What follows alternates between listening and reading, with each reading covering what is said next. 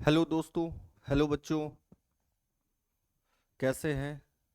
अब तो आपकी एग्ज़ाम भी स्टार्ट हो गई। बस अच्छे से एग्ज़ाम दीजिए। जैसा भी तैयारी हो, जैसा भी प्रिपरेशन हो, बस अच्छे से एग्ज़ाम दो।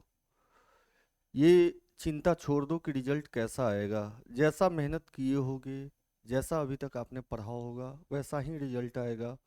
हो सकता है किस्मत अच्छी हो तो कुछ बेस्ट रिजल्ट आ जाए, लेकिन जितना मेहनत आपने किया होगा उतना तो रिजल्ट आएगा ही। मैं यह वीडियो नहीं लाता, लेकिन मैं भी देख रहा था यूट्यूब पर बहुत सारे मोटिवेटर, कोई आग बबूला होकर, कोई गुस्सा वाला चेहरा लेकर, कि जैसे बच्चे को एक ही दिन में वो उनके अंदर ऐसा आग लगा देंगे कि वह बच्चा अच्छे से अच्छे मार्क्स ले आएगा।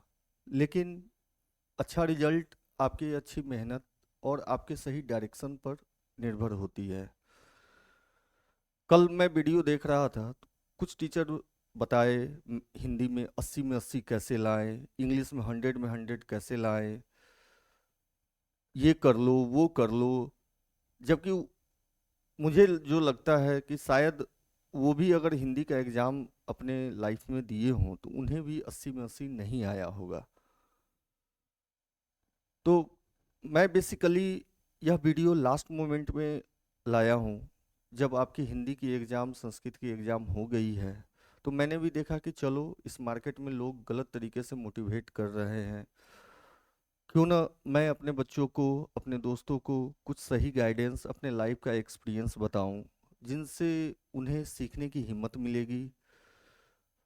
और मोटिवेटर्स जो भी ऑनलाइन आप देख रहे हो, जो भी ऑनलाइन वो दिखा रहे हैं, जिनके लाखों में फॉलोअर्स हैं, करोड़ों में फॉलोअर्स हैं, क्या उन्होंने कभी पिछले साल का रिजल्ट लाकर दिखाया कि ये 1000 बच्चे मेरे यहाँ पढ़ रहे थे, इसमें से ये 20 जो हमारे बेस्ट किए उनका फोटो लाकर, उन बच्चों को लाकर उन्होंने दिखाया? क्या हुआ 980 बच्चे जिनका रिजल्ट नहीं आया, क्या उनके बारे में कुछ उन्होंने कहा? नहीं कहा। आप उनसे ये पूछो कि सर, आपके यहाँ जो 1000 बच्चे पढ़ रहे थे, 500 बच्चे जो पढ़ रहे थे, उन सब का रिजल्ट दिखाओ ना। जो आपके कारण टॉप भी किए, जो हो सकता है कि पढ़ाए और वह टॉप नहीं किया, लेकिन वह कहीं ना कहीं कुछ ना कुछ तो रिजल्ट लाया। आज जैसे मैं 4 होम ट्यूशन क्लास 10th का पढ़ा रहा हूँ, आप देखना रिजल्ट आएगा, मैं उन चारों को लाऊंगा। हो सकता है कि किसी के रिजल्ट में बूस्टअप आ जाए, हो सकता है कि किसी का रिजल्ट में 20% की ही ग्रोथ हो। तो एक अकेला टीचर या एक अकेला स्टूडेंट्स, आप सोचोगे कि 100% रिजल्ट ले आए, ऐसा नहीं है। वो घर के माहौल से, हो सकता है एग्जाम देने जाए उससे पहले उसकी तबीयत खराब हो जाए, ये सारे एक इंसिडेंट होते हैं रिजल्ट अच्छे करने के लिए। लेकिन सब चीज आपके हाथ में नहीं होती है। आपका काम है केवल पढ़ना, आपका काम है केवल अपने कर्म को करना। जो आप अच्छे से करोगे तो अच्छा रिजल्ट आएगा। तो इसलिए किसी के बातों में ना आए, चाहे वह मैं बोलूं तो, चाहे वह दुनिया में कोई बोले तो। आप बस जो हो, जैसे हो, आप बेस्ट हो। अपने आप को किसी से तुलना मत करो, अपने आप को किसी से कंपैरिजन मत करो। और मैं पेरेंट्स से भी बोलना चाहूँगा कि आप अपने आप के बच्चों को किसी दूसरे के बच्चों से कंपेयर बिल्कुल ना करें। आपका बच्चा जैसा है, चाहे वह पढ़ने में कमजोर है, हो सकता है वह दूसरे चीज़ों में दूसरे बच्चों से अच्छे हो। आपका बच्चा प्लेटिनम है, गोल्ड है, ये आप याद रखना। आपका बच्चा को कभी भी आप अपने बच्चों को दूसरे से कंपेयर ना करें। मैं बच्चों को भी बोलना चाह रहा हूँ कि आप अपनी तुलना दूसरे बच्चों से ना करें। आपका जो रिजल्ट आएगा, फिर आगे बढ़ेंगे, 10th के बाद फिर 12th में आगे बढ़ेंगे, वहाँ रिजल्ट हम अच्छा लग, फिर वहाँ भी अगर नहीं आएगा तो फिर ग्रेजुएशन में अच्छा करेंगे। ऐसे करके यह लाइफ का मोमेंट बढ़ता जाता है, लाइफ कभी रुकती नहीं है।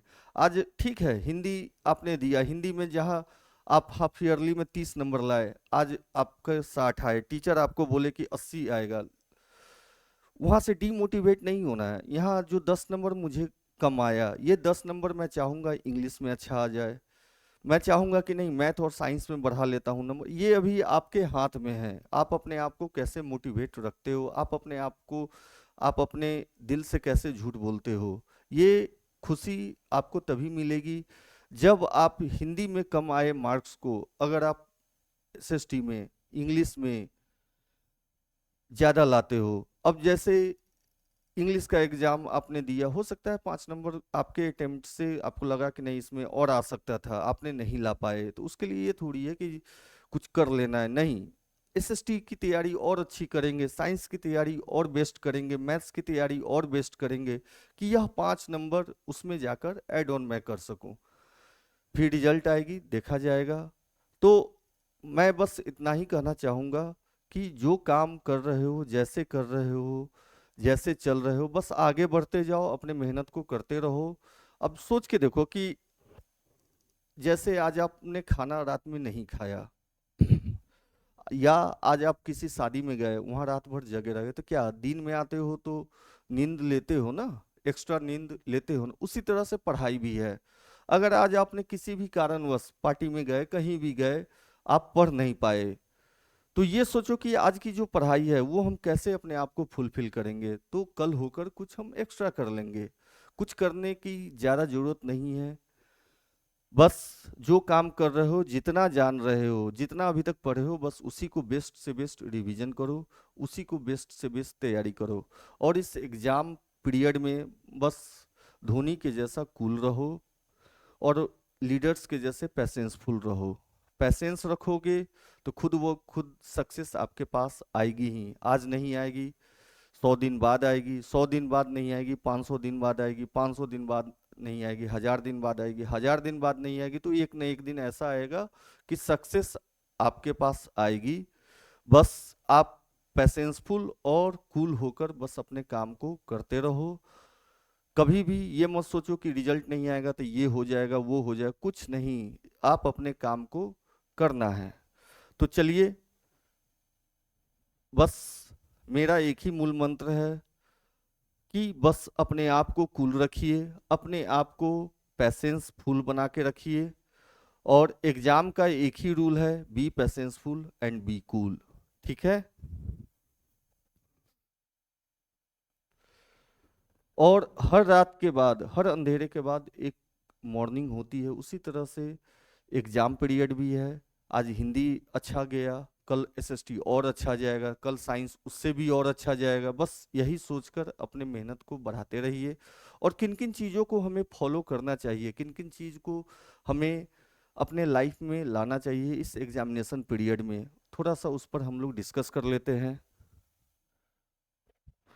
तो देखिए, पहला तो अपने आप को कंपेयर करो जो आप प्रीवियस थे। हाफ ईयरली में अगर आपके या प्री बोर्ड में आपके अगर 40% मार्क्स आए, तो आप ये सोचो कि इस बार मुझे 60 लाने हैं, 70 लाने हैं। 100% के पीछे मत भागो कि एकाएक मुझे टॉप कर जाना है। अगर कोई तुम्हें कह रहा है कि मेरे से पढ़ लो, मैं तुम्हें टॉप करा दूंगा, ऐसा कुछ नहीं होता है, वो सब बकवास है।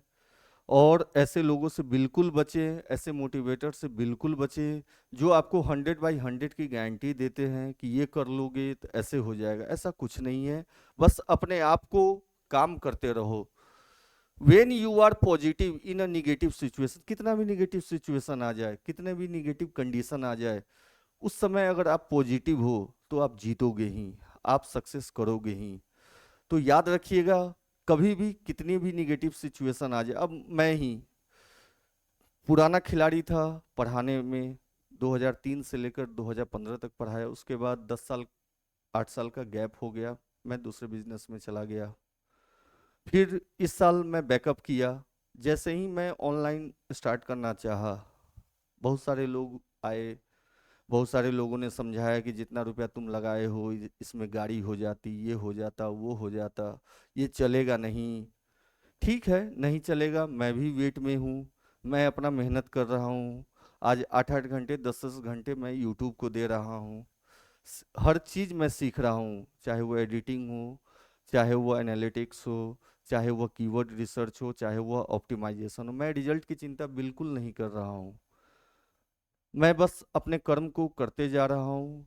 आज नहीं चलेगा, आज ठीक है, मुझे सब्सक्राइबर के लिए, शेयर के लिए दूसरे को व्हाट्सएप पर शेयर करना पड़ रहा है, दूसरे को बोलना पड़ रहा है कि भाई सब्सक्राइब कर दे। लेकिन जिस दिन मेरी व्यू, जिस दिन मेरी वीडियो लोगों को पसंद आने लगे, वो खुद ब खुद क्या करेंगे, शेयर और सब्सक्राइब करेंगे। चाहे मुझे 1000 वीडियो तक बनाना पड़े, मैं उस दिन तक हिम्मत नहीं हारूंगा। निगेटिव सिचुएशन मेरे चारों तरफ से घिर चुकी है, घिरी भी।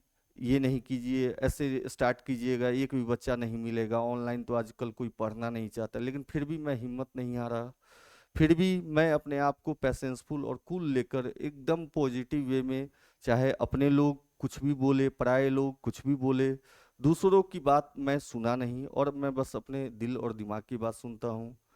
और उसी तरीके से चाहे जो भी मेहनत मुझे करना पड़े, चाहे जो भी मुझे इसमें डेडिकेशन देना पड़े, मैं वो देने के लिए रेडी हूँ। और 3 साल तक, 1000 दिन तक मैं इसको देने के लिए कंटिन्यूअस रेडी हूँ।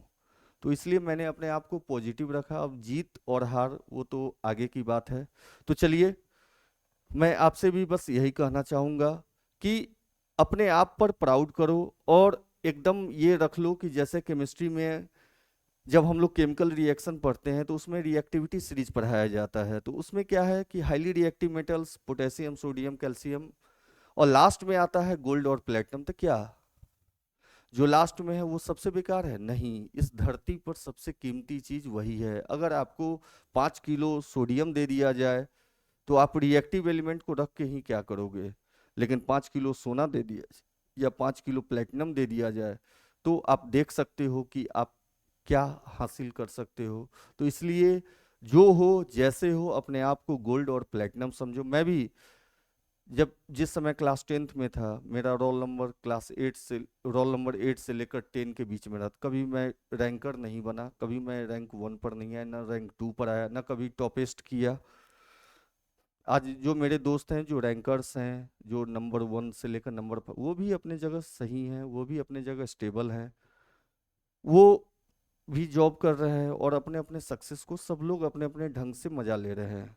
मैं भी स्ट्रगल कर रहा हूँ, लेकिन मुझे मालूम है कि मैं जो कर रहा हूँ ये भी सही है। तो ऐसा कभी नहीं लगा कि नहीं मैं रोल नंबर 1 हूँ तो ये कर लूँगा, वो कर लूँगा, ऐसा कुछ नहीं है। मैं भी रोल नंबर 5 से लेकर रोल नंबर 10 के बीच का हमेशा रहा। और 10th के बाद फिर 12 की, 12 के बाद फिर पढ़ाना शुरू कर दिया। और आज आप मेरा कंसेप्ट देखोगे, जो मैं जानता हूँ वो मैं 100% देने का प्रयास करता हूँ। अब आते हैं कि क्या करना चाहिए इस एग्जामिनेशन के बीच में। तो सबसे पहला है, रिवीजन कीजिए उन्हीं चीज़ों को जिसको आप अच्छी तरह से जानते हो। क्या है? जिसको आप अच्छी तरह से जानते हो। कोई ऐसा टॉपिक नहीं नया चूज करो जो आपको नहीं आता है, और उसे आप सीखने का प्रयास बिल्कुल ना करें। जो आता है उस पर कमांड इतना अच्छा कर लो कि कल होकर उससे क्वेश्चन अगर आए तो वो आपसे छूटे नहीं। और सारे चैप्टर्स को एक सीधा मेहनत नहीं करना चाहिए, कभी भी सीधी मेहनत नहीं करनी चाहिए। हमेशा एक डेडिकेटेड वे में कि कहाँ से कितना पढ़े, किस बुक से कितना करें कि मुझे नंबर ज़्यादा से ज़्यादा आए। और उनसे सही गाइडेंस लो जिनको इस बारे में नॉलेज है कि इस चैप्टर को पढ़ेंगे तो ये नंबर आएगा। और हो सकता है कि एक चैप्टर ऐसा हो जिसको 3 महीना पढ़ने के बाद 3 ही नंबर का बोर्ड में पूछता हो, तो क्या फायदा? आपको नंबर भी लाना है, आपको नॉलेज भी चाहिए, लेकिन दोनों चीज बराबर होनी चाहिए। अब ऐसा नहीं कि नॉलेज के चक्कर में पड़ गए, नंबर आया ही नहीं, नंबर के पीछे पड़ गए, नॉलेज हुआ ही नहीं। लेकिन नहीं, दोनों को बैलेंस करके चलिए।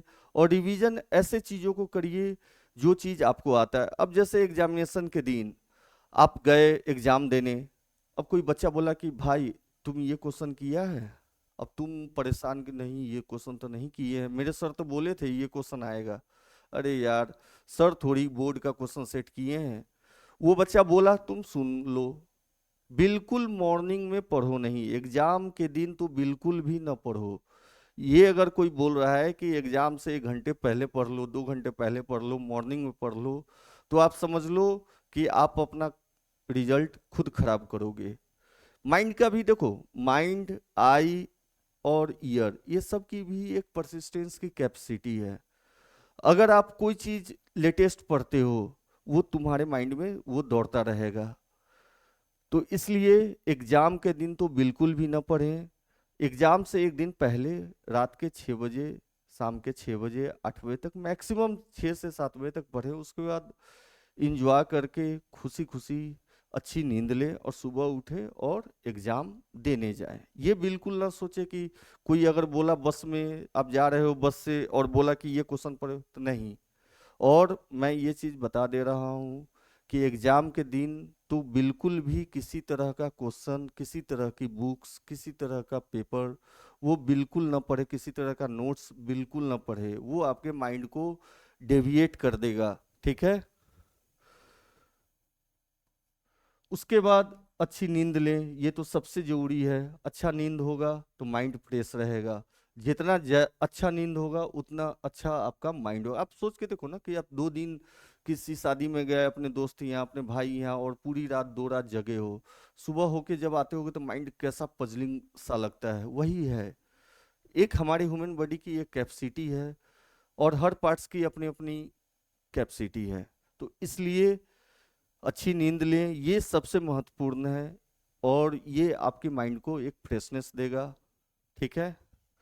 उसके बाद बी कूल एंड हैप्पी, हमेशा खुश रहने का प्रयास करें और हमेशा कूल रहें, मिस्टर धोनी की तरह हमेशा कूल रहें। चाहे मोमेंट कैसा भी हो, चाहे लास्ट लास्ट मोमेंट तक, आप देखोगे आईपीएल का मैच, वर्ल्ड कप का लास्ट लास्ट मोमेंट तक उन पर कूलनेस थी और उन्होंने जीता भी।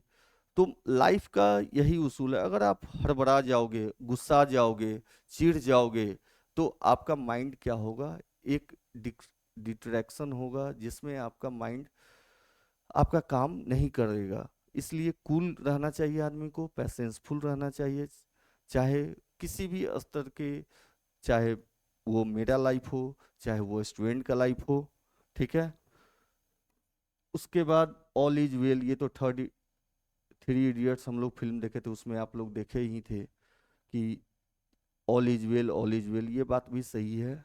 हर कुछ अच्छा होता है, सभी चीज अच्छे हैं। ठीक है। देखिए यही था ना मोमेंट, जिस समय लास्ट बॉल था, जिस समय जडेजा, जिस समय आपको लास्ट बॉल पर जिताए थे, उस समय धोनी का फेस देखो, कितना कूल होकर, नीचे गर्दन है झुका हुआ, ना थोड़ा सा भी गुस्सा है। फिर वर्ल्ड कप का मैच देखो, उसमें भी उन्होंने ऐसे ही किया। तो लाइफ यही है। मैं आज सभी बच्चों को ये बोलना चाह रहा हूँ कि ठीक है, जो आपकी तैयारी है इस बार, जो भी आपने हिंदी संस्कृत जैसा भी गया हो, अगले एग्जाम की तैयारी एकदम कूल होकर, पैसेंसफुल होकर करें।